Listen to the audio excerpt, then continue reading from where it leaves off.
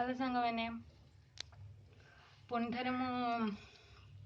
गप नहीं आसी आज गोटे नुआ विषय भगवान विषय उपरे गोटे गपटी दीटा गप मुझे किसी भल खराब कमेंट्स आसी मो पाखक थैंक यू भल खराब कमेंट्स तब चलतु स्टार्ट करवा गपटीर ना है भगवान का दर्शन। मु जानिनी किए भगवान को देखी कि नहीं किंतु प्रत्येक अनुभव करथिबे तांकर सत्ता को समस्ते डाकिले तांका पाखक जाती से कारण से देखि पारंती नहीं भक्तर दुख सेतिपाई तो से भगवान छेड़ंतु तांको गुणगान करू करू मो कथा कहि परिबिनी ए कहानी मन गढ़ा नुहे यह संपूर्ण सत्य मो पाई समस्त जीवन में किसी ना किसी घटना घटी थाए मो जीवन में अनेक किसी घटना दुर्घटना अच्छी मु अधिका भगवान को भल पाए मोर भगवान संगे छोट बेलू दूरता कम तांकर कथा मु शुणी पारे से मो पाखक प्राय आसती सत्य कि स्वप्न तब सत्य घटना परिवेशन करे मु छोट थे सप्तम पाठ पढ़ी शीत ऋतु थाए से प्राय वर्ष को 4-5 थर गाँव को जाओ बापा सब जाती कारण जेजे और माँ रुहती से दिन सकाल सूर्य डेरी करता काकर पड़ता है चारिड़े हिड़े बीरी गछ लगी थाए छोट छोट छुई बेले आम आनी खाओ बहुत भल लगे गाँव में 15 कि 20 दिन रहू आम घर बारीपटे ठिया हेले दूर पहाड़ सुंदर लगे बिलर आर पाखे घंच जंगल गोटे पाखे सुंदर जंगल आर पाखे मनोरम पहाड़ मु शुणुचे पहाड़ ठिया हेले आम गाँ ना ना ना ना पूरा सहर देखा जाए मु देखी पहाड़ पाखे बादल जाए मोर से जीवाक भारी इच्छा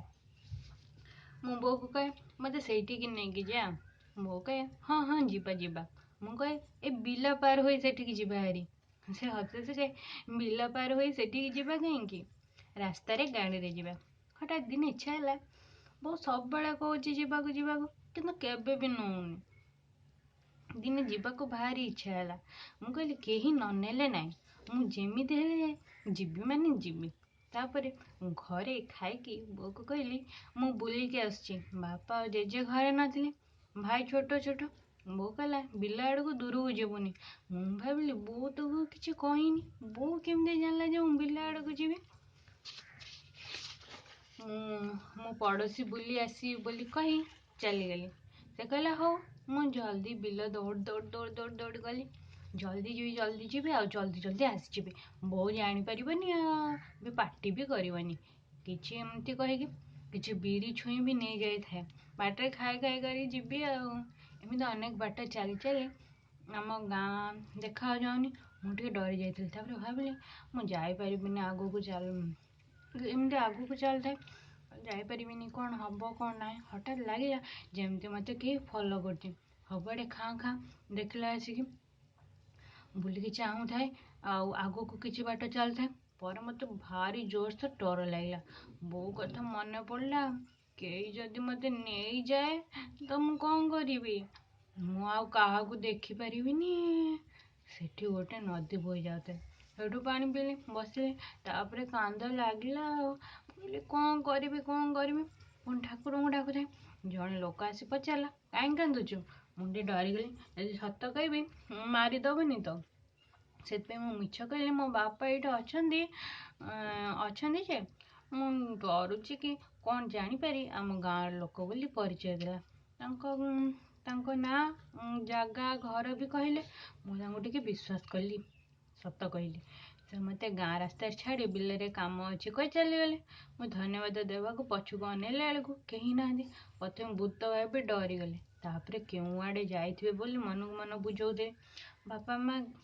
रास्त देखी पाटिगले बो कांदी उच्छन है मत बो मारिला गाड़ी भी गला मोटा बोर माड़ नुहे हजि जाइली बोली तापर मुझे कहली राति खाई बो गेल कर पचारा कहला सत कहलु तू कुआड़े जाइलु मु सब सत कही ବୋଉ ଶୁଣିକି ଆଶ୍ଚର୍ଯ୍ୟ ହେଇଗଲା। ଏମିତି କାମ ନ କରିବାକୁ ବୁଝେଇଲା। ସକାଳୁ ଲୋକଟିକୁ ଧନ୍ୟବାଦ ଦେବାକୁ ଗଲେ। ଏମିତି କେହି ନାହାନ୍ତି। ନାଁରେ ଥିଲେ ମଧ୍ୟ ଲୋକର ଚେହେରା ମିଶୁନି। ବହୁତ ଖୋଜିଛି କିନ୍ତୁ ମିଳେନି। ସେ ଲୋକଟିର ନାଁ ଶିବା ଥିଲା। ଦେଖିବାକୁ ଟିକେ କଳା, ସୁନ୍ଦର, ସ୍ମିତହାସ, ଆଖିରେ ଦୃଢ଼ତାର ବିଶ୍ୱାସ। ସେ ମୋ ହାତରେ ଗୋଟେ ତୁଳସୀ କାଠି ଛାଡ଼ିଥିଲେ। ଜାଣିନି ସେ ପ୍ରଭୁ ଜଗନ୍ନାଥ ନା ଶିବ ଥିଲେ। ତାଙ୍କର ଗୋଟେ କଥା ପ୍ରଭାବିତ କରିଥିଲା, ତୁମ ହାତ ଛାଡ଼ିବୁନୁ, ମୋ ହାତ ଧରିଥା, ମୁଁ ତତେ ନେଇ ପହଞ୍ଚାଇ ଦେବି। ଆଜି ବି ସାହାଯ୍ୟ କରନ୍ତି କିନ୍ତୁ କମ୍, ମୋ ଦୋଷ ବହୁତ। ମୁଁ ହାତ ଛାଡ଼ିଦିଏ, ସେଇଥିପାଇଁ ସେ ମୋତେ ବାଟ ମୁଁ ଭୁଲିଯାଏ।